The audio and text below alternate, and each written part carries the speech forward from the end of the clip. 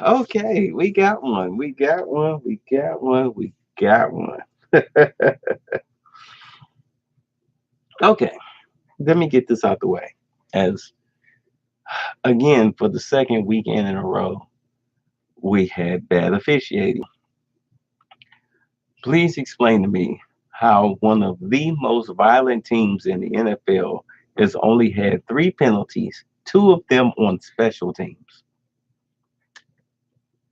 Please explain that to me. Meanwhile, the Browns racked up 10 before the Ravens even acquired their first one. Please explain that to me. Please explain to me how do you miss a false start by the left tackle? Please explain to me how you do not at least call illegal contact on Landry's mugging late in overtime. It's whatever. It's whatever. It's whatever. That's the way the NFL rolls. So, as I was talking to my neighbor, the thing about it is that right now Browns are getting bad officiating, and the reason why they're getting bad officiating is because they're seen as a bad team. But now that they've beaten the Ravens, a 3-1 team, a very good team, a team that was on top of the division, now that they've beaten them, now that Baker Mayfield has proven that he can actually play against the big dogs because the Raiders are not a good team. They gave the Raiders that game, flat out. Now you're going to get better officials working those games because when you're a bad team, you get the bottom of the barrel officials. And I understand that a lot of them are new now that they're full time. You get the worst of the worst. But now that you're actually showing that you can play, now that you are now becoming the story of the NFL, now you're going to start getting better officiating because you're going to get better officials working your games. We'll see. The Chargers are up next in Cleveland, so we'll see how that goes. All right, let's take that out of the equation now. Now that we've addressed it, so Njoku has now proven that he can catch. He's been working hard. I'm proud of that. Thank you very much. Thank you, Njoku. All right. The offensive line, they're starting to gel. They've shown they can pass block. It's fine. Okay, we can work with that. We'll see how their development goes for the rest of the season, especially at left and right tackle, because those are the weaknesses of the team. Excuse me, I bought my third vodka drink. I'm on my third red cup because it's the game. But I'm going to power through. Now, overall, if you take last week's game, as far as the defense rolled their helmets out there. They figured, okay, we have Baker Mayfield. We know this kid can play. He's a bona fide, legit NFL superstar, unlike Sam Darnold, who has the name and the pedigree. But of course, as we can see, he can't really play that well. Whereas Baker Mayfield is a legit superstar who it appears that when he decides to hang up his cleats, barring injury, that he will be wearing a gold jacket. So the defense, they went ahead. They just rolled their helmets out there and thought that they could win last week's game. They did not. Today, they strapped up their chin straps and they played like monsters. Now, I said this a couple of weeks ago. Denzel Ward will win the Defensive Rookie of the Year award. This kid can play. I mean, he can play. He is playing the way that uh, what was the wide? Oh, Joe Hayden. The way Joe Hayden did when he was a rookie. Joe Hayden, we saw him being a superstar, but Joe Hayden got tired of the losing, so therefore he started giving a lackadaisical effort. We see what he's doing out in Pittsburgh, virtually nothing, because it wore him down to the point where he's just out there. He's just a name that dissipated into the wind. But a lot of these guys now, they're not dissipating. Gaines stepped up. He stepped up his play. We thought what would happen? Would the Browns secondary be able to adjust when we lost Terrence Mitchell? Yes, Gaines showed his worth. He's playing his contract. Do you understand by that? In other words, he's earning his money. That's what I'm saying. Um, Carlos Hyde, he is great between the tackles. But if you're going to go outside, you have to go Chubb or Johnson because they have the speed to get outside. Carlos Hyde is not an outside runner. Now, running him inside, as you saw, he can get the tough yardage. He can get the tough yardage. That is his specialty. He can get at least 5 or 6 yards if you give him a good block. And that's after contact, as we saw. He will drag you, as we saw. Okay? So, if you give Baker Mayfield time, he can hit the open receiver. Now, his first interception on the first drive, that wasn't necessarily his fault. The receiver should have kept running. Instead, the receiver stopped and tried to cut it back outside. He stopped his route from the inside and tried to cut it back outside.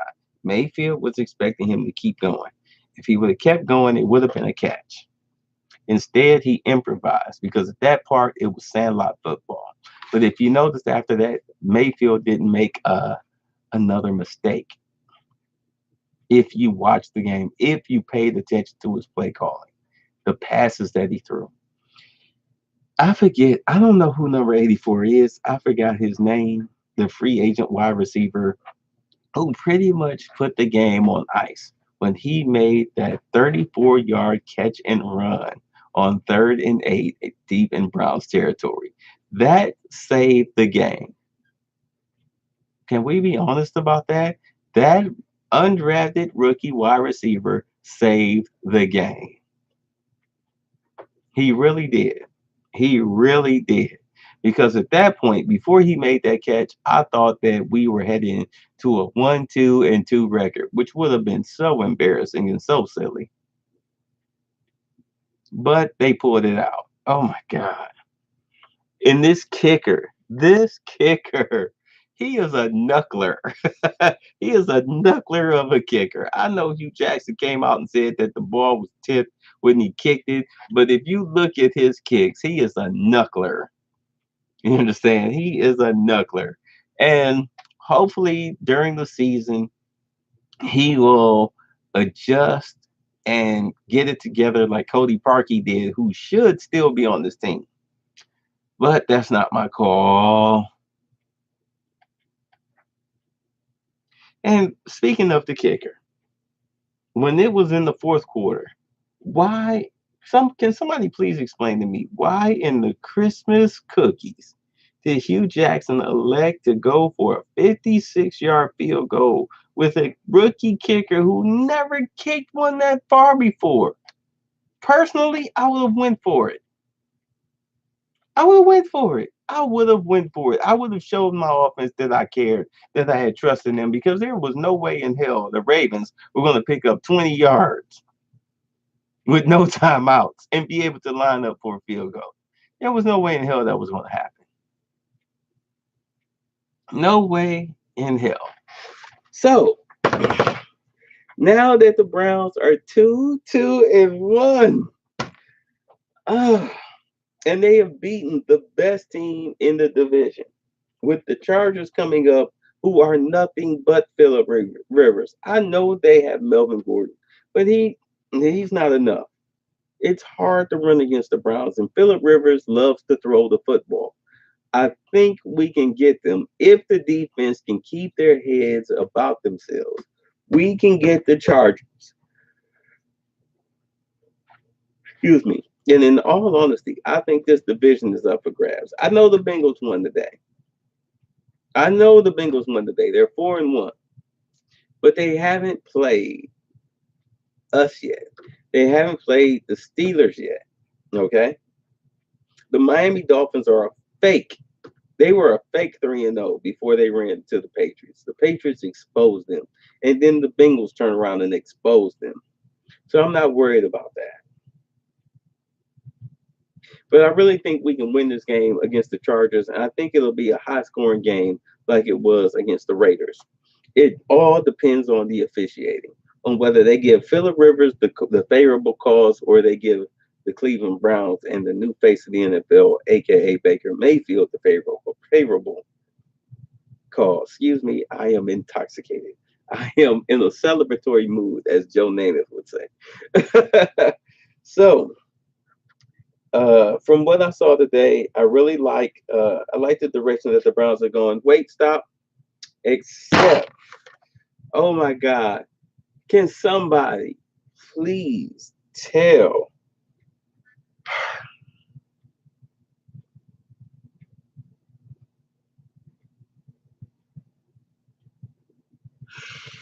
I'm gonna try not to lose my shit on this one.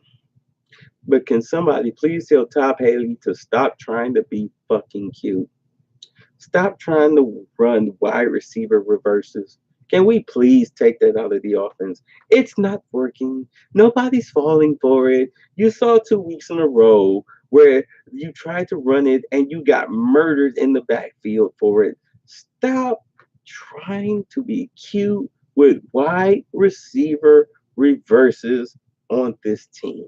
They do not work. Scrap them from your offense. Hugh Jackson, I implore you, when you hear that Todd Haley is calling a wide receiver reverse across the headphones, nix that shit. Like, yeah, no, no, no, no. I'd rather you run a dive play with freaking Duke Johnson than you call a wide receiver reverse. Are you kidding me? Stop being cute, especially in critical moments. Just line up and play. Jesus. But I do have to say that the pass where Jarvis Landry came across the field in the backfield and shot out from the backfield and made that catch and went for over 20 something yards, that was a beautifully designed play. Give me plays like that, but don't give me wide receiver reverses. So, as we see what the Browns need in the draft, you're going to need depth at linebacker.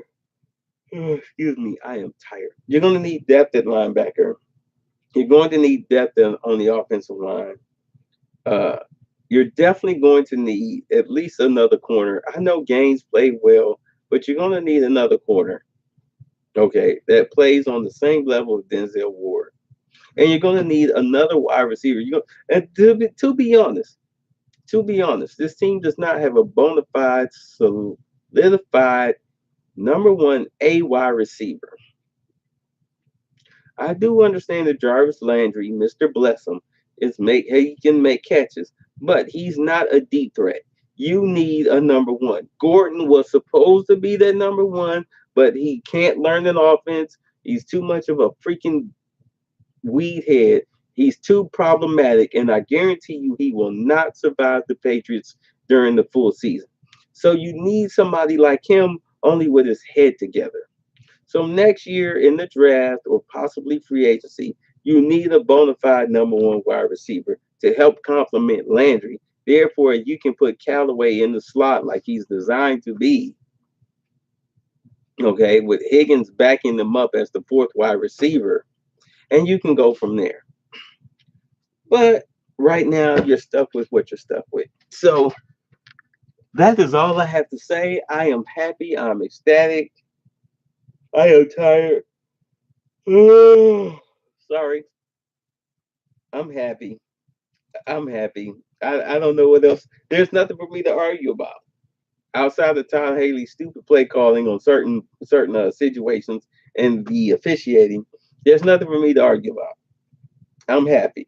We got a Browns win. We got one. We got one. We got one. We got one. We are returning to prominence. I guarantee you, y'all. I guarantee it, y'all. We are returning to prominence. You see it. You see it. You see it. That's why you tuned in now.